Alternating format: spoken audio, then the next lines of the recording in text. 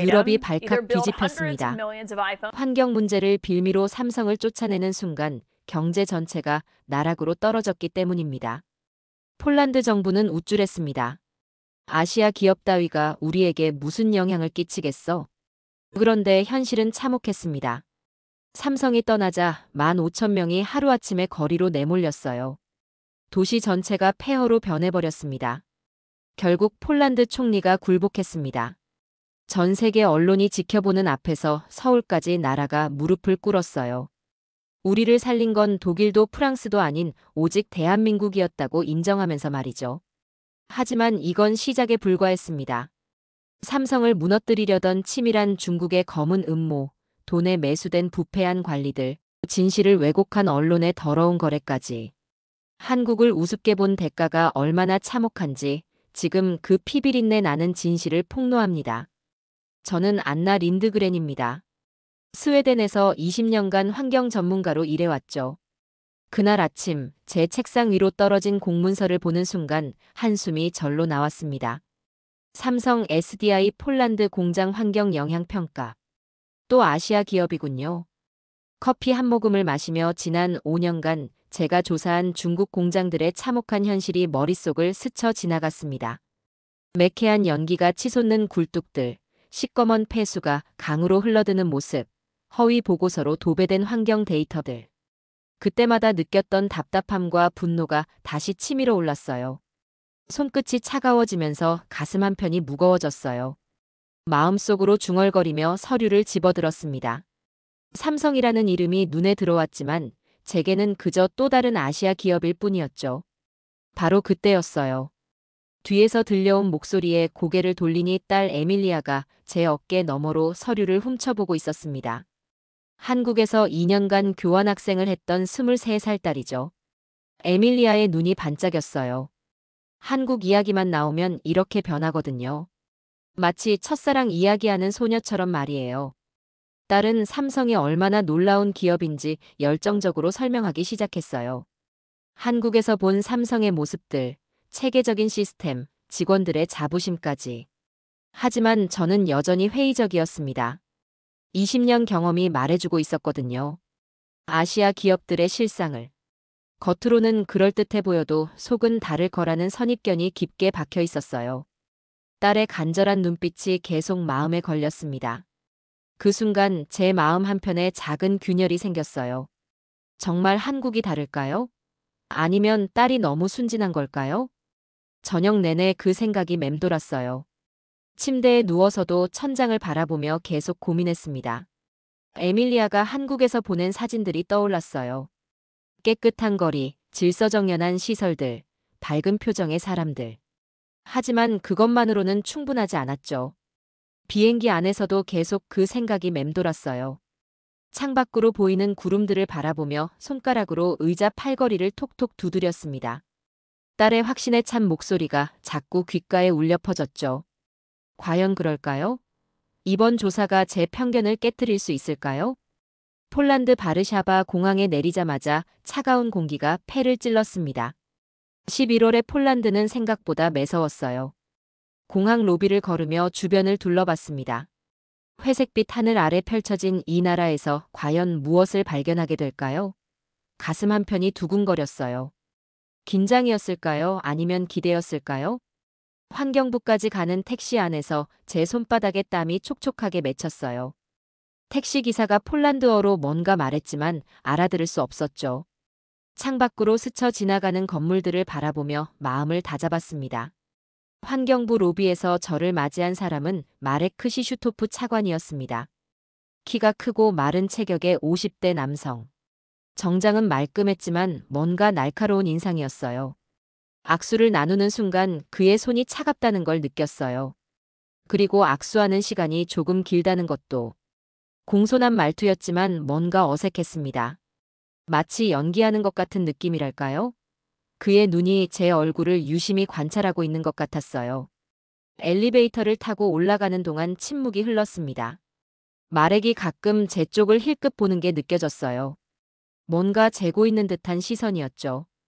회의실에 앉자마자 마렉이 묵직한 목소리로 말했습니다. 박사님, 솔직히 말씀드리겠습니다. 삼성이 정말 환경을 생각한다고 믿으세요? 예상했던 질문이었지만 너무 직설적이었거든요. 보통은 좀 더 우회적으로 접근하는데 말이죠. 그의 눈빛에서 이미 답을 정해놓은 듯한 확신이 느껴졌거든요. 박사님도 아시잖아요.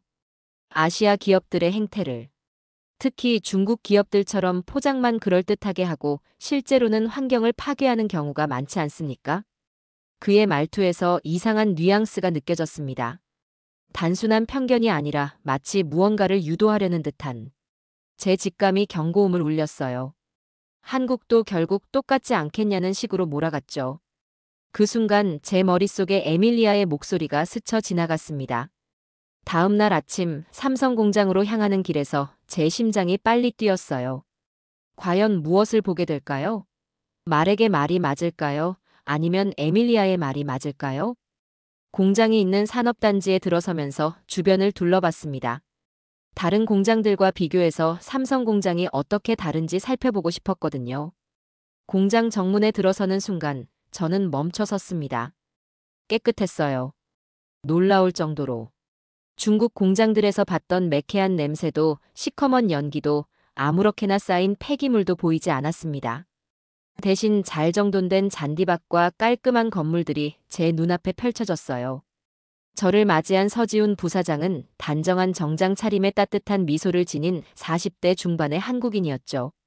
그는 자신들에게 숨길 것도 숨기고 싶은 것도 없다며 자신감 넘치는 모습을 보였어요. 거짓말을 하는 사람의 목소리가 아니었습니다. 오히려 자랑스러워하는 것 같았어요. 공장 내부로 들어가면서 제 눈이 점점 커졌어요. 바닥은 거울처럼 반짝였고 모든 장비들이 체계적으로 배치되어 있었습니다. 작업자들은 깔끔한 유니폼을 입고 있었고 그들의 표정도 밝았어요. 이건 제가 예상했던 모습과 완전히 달랐거든요. 서 부사장의 안내를 받으며 폐수 처리 시설로 걸어가는데 제 발걸음이 점점 느려졌어요. 폐수 처리장에 들어서는 순간 제 입이 벌어졌습니다. 투명한 물이 여러 단계의 정화 과정을 거쳐 흘러가고 있었어요. 각 단계마다 실시간으로 측정되는 수치들이 대형 모니터에 표시되고 있었죠. 서 부사장이 미소를 지으며 설명했어요. 이 모든 데이터는 24시간 실시간으로 폴란드 환경청과 공유된다고 했죠. 투명성이 그들의 가장 중요한 원칙이라면서요. 제가 다가가서 수치들을 자세히 살펴봤습니다. pH 7.2 화학적 산소 요구량 15mg. 부유물질 농도 8mg 모든 수치가 EU 기준치를 훨씬 밑돌고 있었어요. 제가 무의식 중에 놀라움을 표현하자 서 부사장은 더욱 자랑스러워했어요. 옥상으로 올라가니 첨단 대기 측정 장비들이 줄지어 서 있었어요. 각각이 독일에서 수입한 최신 장비들이었죠. 미세먼지, 이산화황, 질소산화물. 모든 항목이 실시간으로 측정되고 있었습니다. 장비들만 해도 수백만 유로는 들었을 텐데요. 서 부사장은 환경 보호에는 돈을 아끼지 않는다며 이게 자신들의 철학이라고 했어요. 월 2회 독일 인증기관에서 방문해서 검사하고 있다고 했습니다. 그리고 분기별로는 스위스 기관에서도 온다고 하더군요. 서 부사장이 태블릿을 꺼내 보여준 지난 2년간의 모든 검사 결과에서 단 한 차례도 기준치를 초과한 적이 없었습니다. 하지만 제 마음 한편에는 의심이 고개를 들었어요. 너무 완벽해서 오히려 더 의심스러웠거든요. 지금까지의 경험상 이렇게 완벽한 곳은 뭔가 숨기고 있는 경우가 많았으니까요. 그때 제 핸드폰이 울렸습니다. 마렉 차관이었어요. 조사가 어떻게 진행되고 있는지 혹시 의심스러운 부분은 없는지 물어봤어요. 이런 아시아 기업들이 겉보기에는 그럴듯해 보여도 실제로는 뭔가 숨기고 있는 경우가 많다면서요. 마렉의 목소리에서 조급함이 느껴졌어요. 왜 이렇게 서두르는 걸까요? 전화를 끊고 다시 공장을 둘러보았습니다. 근로자들의 표정도 밝았고 작업 환경도 깔끔했어요. 심지어 식당에서 나는 음식 냄새도 좋았죠. 하지만 뭔가 이상했어요. 너무 완벽해서 오히려 의심스러웠거든요. 저녁에 호텔로 돌아와서 에밀리아에게 영상통화를 걸었습니다. 화면 속 에밀리아의 눈이 반짝이며 제가 말한 대로인지 물어봤어요. 생각보다는 괜찮다고 대답하자 딸은 생각보다가 아니라 정말 대단한 거라며 이제 한국 기업들이 얼마나 책임감 있는지 알겠냐고 했어요. 딸의 확신에 찬 목소리를 들으니 제 마음도 조금씩 흔들렸습니다. 혹시 제가 너무 편견에 사로잡혀 있었던 건 아닐까요? 하지만 여전히 석연치 않았어요. 마렉 차관의 태도 그리고 이 모든 상황이 너무 완벽해서 오히려 의심스러웠거든요. 일주일간의 조사를 마치고 저는 보고서를 작성했습니다. 호텔방 책상에 앉아 키보드를 두드리며 한 글자 한 글자 신중하게 썼어요. 제 손끝이 미세하게 떨렸습니다. 이 보고서가 얼마나 중요한지 알고 있었거든요. 한 기업의 운명이, 그리고 수많은 사람들의 일자리가 걸린 문제였으니까요. 현재 단계에서 삼성 SDI 폴란드 공장은 EU 환경 기준을 모두 충족하고 있으며 위반 사항은 발견되지 않았다고 사실을 있는 그대로 적었습니다. 개인적인 감정이나 편견은 최대한 배제하고요. 비록 완벽해서 의심스럽긴 했지만 사실은 사실이었으니까요. 보고서를 완성하고 마렉 차관에게 이메일로 전달했어요. 그리고 다음 날 아침 일찍 스웨덴으로 돌아갈 준비를 했죠. 그런데 공항에 가는 택시 안에서 제 핸드폰이 미친 듯이 울려댔어요. 에밀리아의 당황한 목소리였습니다. 제 이름이 뉴스에 나왔다며 급하게 확인해 보라고 했어요. 급히 폴란드 언론 사이트를 확인했는데 제 눈앞이 깜깜해졌어요. EU 환경 전문가가 삼성의 환경 위험성을 경고했다는 기사들이 줄줄이 올라와 있었거든요. 아시아 기업의 환경 파괴가 계속될 것인가, 삼성 공장의 EU 기준 적합성에 의문이 제기된다는 식으로요. 제가 쓴 보고서와는 완전히 다른 내용이었어요. 제 이름까지 사용하면서 마치 제가 삼성을 강력히 비판한 것처럼 보도하고 있었죠. 손이 덜덜 떨렸습니다. 급히 마렉 차관에게 전화를 걸었어요. 제 보고서 내용과 완전히 다르다고 항의하자. 그는 언론에서 오해를 한 모양이라며 정정 보도를 요청해 보겠다고 했어요. 마렉의 목소리는 너무나 차분했어요. 마치 예상하고 있었던 것처럼. 전혀 당황하지 않았죠. 제 이름까지 사용하면서 완전히 반대로 보도했다고 하자. 그는 언론이라는 게 원래 그렇다며 곧 정정될 거라고 했어요. 하지만 정정 보도는 나오지 않았습니다. 오히려 더 많은 언론들이 같은 내용을 보도했어요. 마치 누군가 의도적으로 퍼뜨리는 것 같았죠. 삼성 측에서 해명 자료를 냈지만 묻혔습니다. 서 부사장이 기자회견을 열었지만 기자들의 질문은 이미 결론이 정해진 것 같았어요. EU 전문가가 제기한 환경 파괴 의혹에 대해 어떻게 생각하냐는 질문에 서 부사장은 모든 환경 기준을 준수하고 있으며 독립기관의 검증도 받고 있다고 차분히 답변했지만 제 눈에는 그의 주먹이 꽉 쥐어져 있는 게 보였어요. 억울함과 분노가 섞인 표정이었죠. 며칠 후 더 충격적인 뉴스가 터졌습니다. 환경단체들이 삼성 공장 앞에서 시위를 벌이기 시작한 거예요. 환경 파괴 기업 퇴출이라는 피켓을 들고 말이죠. 뉴스를 보는 제 가슴이 철렁 내려앉았습니다. 이 모든 게 제 보고서 때문에 시작된 건데 어떻게 이렇게 왜곡될 수 있을까요? 그날 밤 저는 잠을 이룰 수 없었어요. 침대에 누워 천장을 바라보며 계속 생각했습니다. 내가 뭔가 잘못 봤나? 아니면 정말로 조작된 건가? 한 달 후 제게 날벼락 같은 소식이 들려왔습니다. 삼성 SDI 폴란드 공장 철수 발표라는 뉴스를 보는 순간 제 온몸에 소름이 돋았어요. 화면 속 서 부사장의 표정이 너무나 무거웠거든요. 여러 가지 여건을 종합적으로 검토한 결과 폴란드 사업을 재검토하기로 결정했다는 그의 발표는 담담했지만 제 귀에는 깊은 상처가 담겨 있는 것처럼 들렸어요. 억지로 참고 있는 분노와 실망감이 느껴졌죠. 8억 유로 규모의 투자가 사라지는 순간이었습니다. 15,000명의 일자리가 한순간에 날아간 거죠. 제 다리에 힘이 빠졌어요. 소파에 주저앉으며 머리를 감쌌습니다. 내가 이런 결과를 만들었단 말인가? 뉴스는 계속 이어졌어요. 삼성 철수로 인한 경제적 파급 효과, 실직자 증가, 지역 경제 침체. 모든 게 제 잘못 때문인 것 같았어요. 다음 주 폴란드를 다시 방문했을 때의 충격은 말로 표현할 수 없었어요. 공항에서 나오자마자 느껴진 건 도시 전체를 감싼 절망감이었어요. 사람들의 표정이 어두웠고 거리 곳곳에 임대 표지판이 붙어 있었죠. 삼성 공장 주변 상가들이 하나둘 문을 닫기 시작했습니다. 20년간 운영해온 식당, 옷가게, 편의점들이 모두 셧다운되고 있었어요. 한 식당 사장님이 제게 하소연했습니다. 삼성 직원들이 단골 고객이었는데 이제 더 이상 올 사람이 없다고 했어요. 그의 눈가에 주름이 더 깊어진 것 같았어요. 제 눈시울이 뜨거워졌습니다. 더 충격적인 건 병원이었어요. 삼성에서 지원하던 어린이 병원 운영비가 끊어지면서 일부 진료를 중단해야 한다는 공고가 붙어 있었거든요. 한 엄마가 울먹이며 아이가 치료받던 병원이라고 했어요. 아이를 안고 있는 그 여성의 모습에 제 가슴이 찢어지는 것 같았습니다. 장학금을 받던 대학생들도 마찬가지였어요.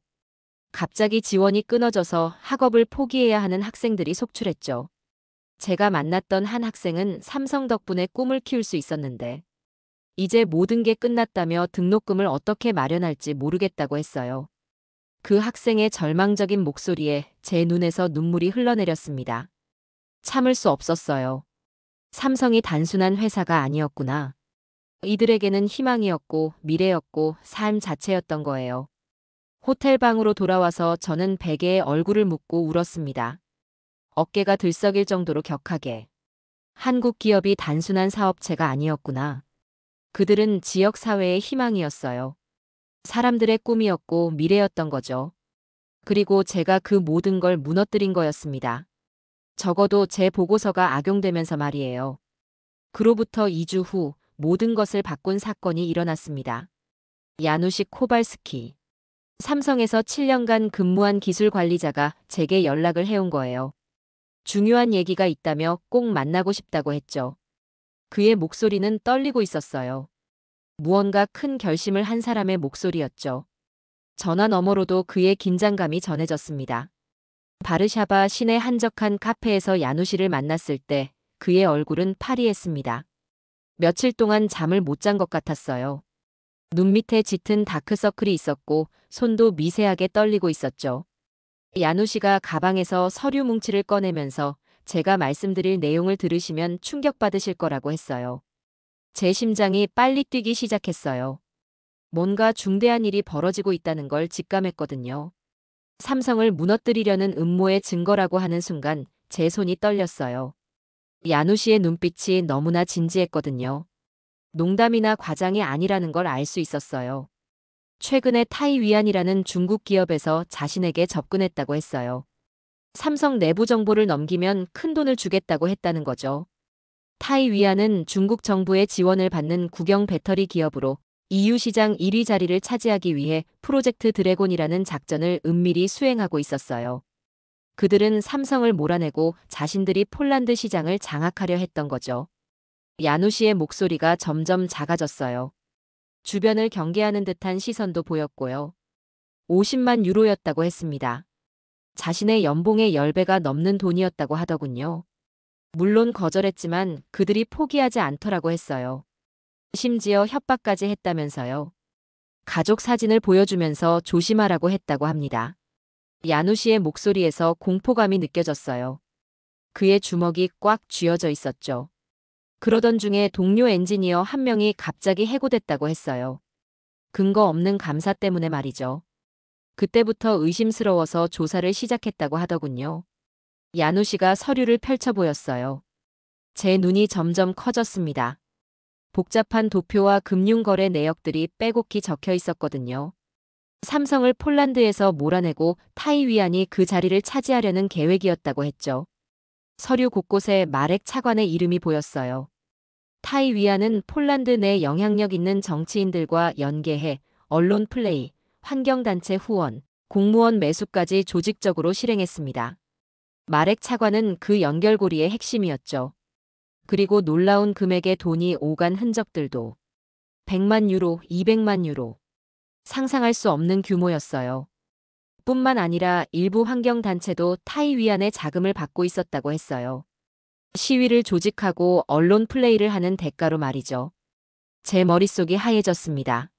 모든 퍼즐이 맞춰지는 순간이었어요. 제 보고서를 왜곡해서 보도한 것도 그런 계획의 일환이었던 거죠. 저는 이용당한 거였어요. 제 명성을 악용해서 삼성을 무너뜨리려 했던 거였습니다. 그 순간 제 가슴 속에서 뜨거운 분노가 치솟았습니다. 주먹을 꽉 쥐었어요. 너무나 치졸하고 비열한 짓이었거든요.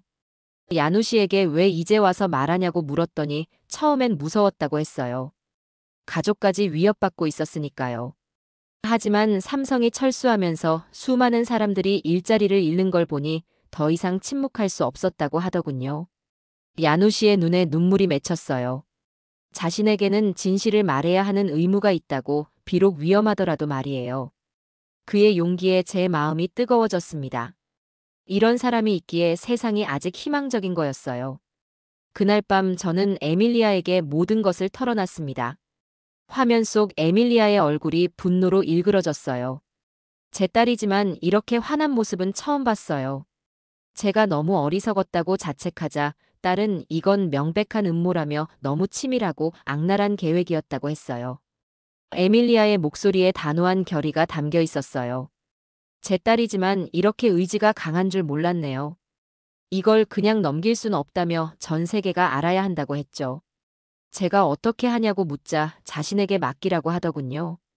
다음 날부터 에밀리아의 반격이 시작됐습니다. 먼저 유튜브에 영상을 올렸어요. 삼성을 무너뜨린 음모의 전말이라는 제목으로. 화면 속 에밀리아의 목소리는 떨리고 있었지만 확신에 차 있었어요. 자신은 한국에서 유학했던 에밀리아라고 소개하며 엄마는 환경 전문가로서 삼성을 조사했지만 그 결과가 완전히 왜곡되어 보도됐다고 했어요. 이는 명백한 산업 스파이 행위라고 단언했죠. 야누 씨가 제공한 문서들을 하나씩 보여주며 설명했어요. 중국 기업의 자금 흐름, 마렉 차관과의 유착관계, 환경단체들의 배후까지. 조회수가 급격히 올라가기 시작했어요. 10만, 100만. 트위터에도 실시간으로 정보를 올렸습니다. 해시태그는 삼성에게 사과를, 진실을 밝혀라였어요. 이건 단순한 기업 간 경쟁이 아니라 국가적 차원의 산업 스파이 행위라고 했죠. 에밀리아의 트윗이 수만 번 리트윗됐어요. 한국 언론들이 움직이기 시작했습니다. 주요 방송사에서 특별 보도를 내보냈고 신문 일면에 관련 기사가 실렸어요.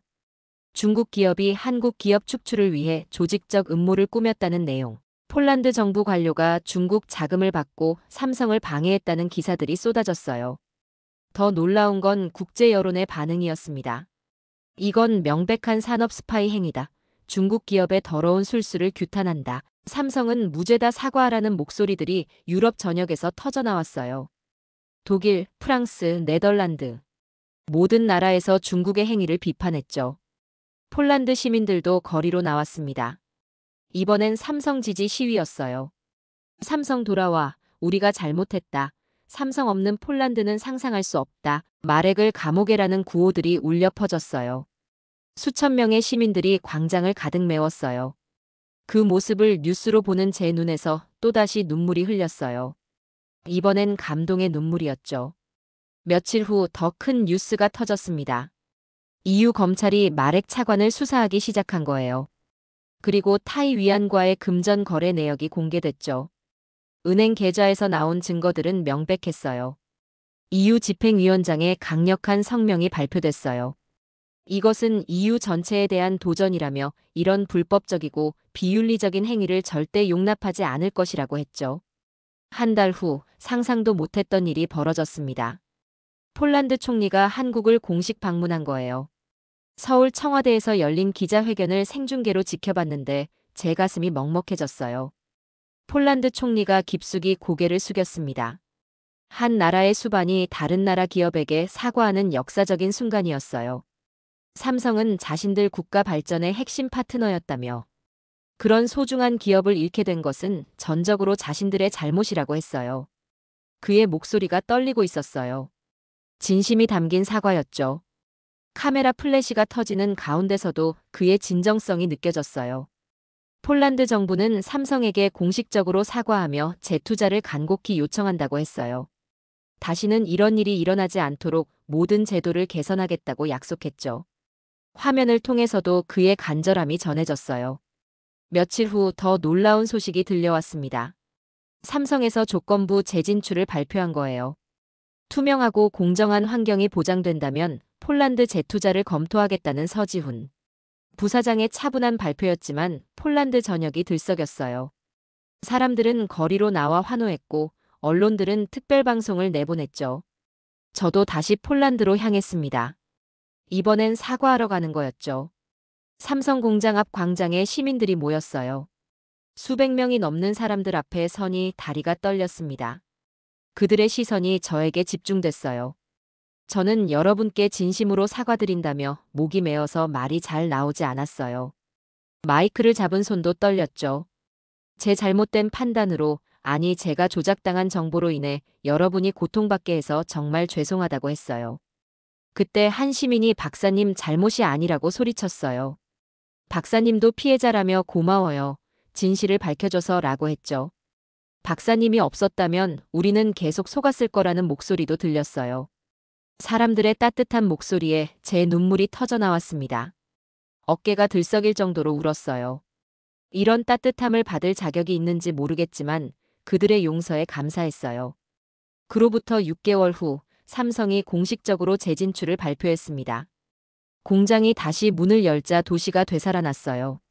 문 닫았던 상점들이 하나둘 다시 열리고 거리에 활기가 돌아왔죠. 병원도 다시 정상 운영을 시작했고 장학금 프로그램도 재개됐어요. 한 학생이 제게 달려와 안기며 삼성이 돌아왔다고 기뻐했어요. 꿈을 다시 키울 수 있게 됐다면서요. 제 마음도 따뜻해졌습니다. 지금 저는 이 모든 경험을 책으로 쓰고 있습니다. 제목은 편견의 대가 한 환경 전문가의 고백이에요. 스톡홀름 제 서재 책상에 앉아 키보드를 두드리며 그때의 감정들을 되새기고 있어요. 부끄러움, 후회, 그리고 깨달음. 모든 감정이 복합적으로 섞여 있습니다. 한국 기업들이 얼마나 대단한지 이제야 제대로 알았습니다. 기술력만이 아니라 도덕성과 사회적 책임감까지 겸비한 진정한 글로벌 기업들이었어요. 제가 가졌던 편견이 얼마나 무지했던 건지 깨닫게 됐죠. 에밀리아는 지금 한국 기업 홍보대사로 활동하고 있습니다. 스웨덴과 한국 간의 문화 교류를 이끌고 있죠. 매주 한국 기업들의 우수 사례를 소개하는 팟캐스트도 진행하고 있어요. 이제 한국의 진짜 가치를 아시냐며 기술과 인간미를 모두 갖춘 나라라고 자랑스러워하는 딸의 목소리가 제 귀에 맴돕니다. 마렉 차관은 결국 구속됐고 타이 위안의 음모도 전 세계에 알려졌어요. 정의는 늦었지만 결국 승리했죠. 국제사회도 중국의 불법적인 산업 스파이 활동을 강력히 규탄했습니다. 그리고 삼성은 다시 그 도시의 희망이 되었습니다. 지난주 폴란드를 다시 방문했을 때 한 시민이 제게 말했어요. 박사님 덕분에 우리가 진짜 소중한 것이 무엇인지 깨달았다고, 한국 기업들이 얼마나 신뢰할 만한 파트너인지도 알게 됐다고 하더군요. 제 눈시울이 뜨거워졌습니다. 편견이 얼마나 무서운 것인지, 그리고 진실이 얼마나 소중한 것인지 이제 깊이 깨달았어요. 작은 선입견이 얼마나 큰 피해를 불러올 수 있는지도 뼈저리게 느꼈죠. 한국 기업들의 진정한 가치를 세상에 알리는 것이 제 남은 사명입니다. 제가 저질렀던 실수를 다른 사람들이 반복하지 않도록 말이에요. 세계가 인정한 한국의 기술력과 도덕성, 그리고 시민들의 힘. 이 모든 것이 얼마나 소중한지 이제야 알았습니다. 진실은 결국 드러나고 그 진실을 향한 용기가 세상을 바꾼다는 것을 저는 뼈저리게 느꼈습니다. 야누시 같은 용기 있는 사람들, 에밀리아 같은 젊은 세대의 열정, 그리고 진실을 받아들일 줄 아는 시민들의 성숙함까지. 오늘도 저는 펜을 들고 씁니다. 편견 없는 세상, 진실이 승리하는 세상을 만들기 위해서요. 그리고 한국이라는 나라가 얼마나 자랑스러운 나라인지, 한국 기업들이 얼마나 신뢰할 만한 파트너인지 전 세계에 알리기 위해서 말입니다. 제 실수가 오히려 더 큰 진실을 밝혀내는 계기가 됐다는 점에서 다행이라고 생각해요. 이제 전 세계가 알고 있죠. 한국 기업들의 진정한 가치를.